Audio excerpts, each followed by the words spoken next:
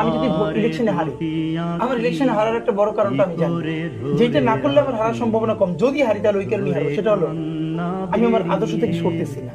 তাহলে এখন আওয়ামী লীগের ভোট ব্যাংকটা নেওয়ার জন্য আমার যেই ধরনের কথা বলা,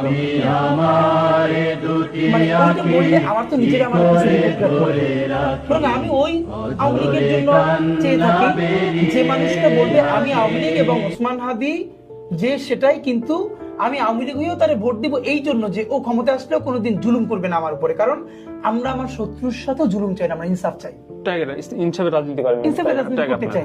কিন্তু দেখেন সামনের ইলেকশনে যেটা নিয়ে কেওয়াস হবে, এটাই আপনি প্রপারলি অ্যাড্রেস করলেন যে আওয়ামী লীগের যে ভোট ব্যাংকটা, মানে অফকোর্স এটা তো একটা নির্দিষ্ট ভোট ব্যাংক আছে। এখন এই ভোট ব্যাংকটাকে খুশি করার জন্য একটা নতুন নির্মাণ, সেটা ধরেন প্রত্যেকটা দলের মধ্যে প্রতিযোগিতা লেগে যাবে, বিএনপি জামাত ইসলামী কে কিভাবে কাকে টানবে।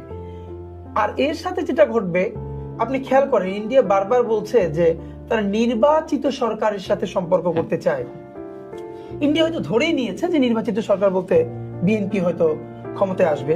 আপনি বলছেন মানে ধরে নিলাম, মানে যেহেতু এখন পর্যন্ত সবচেয়ে বড় দল, এটা তো আর সার্টেন না, অন্য কিছু করতে পারে।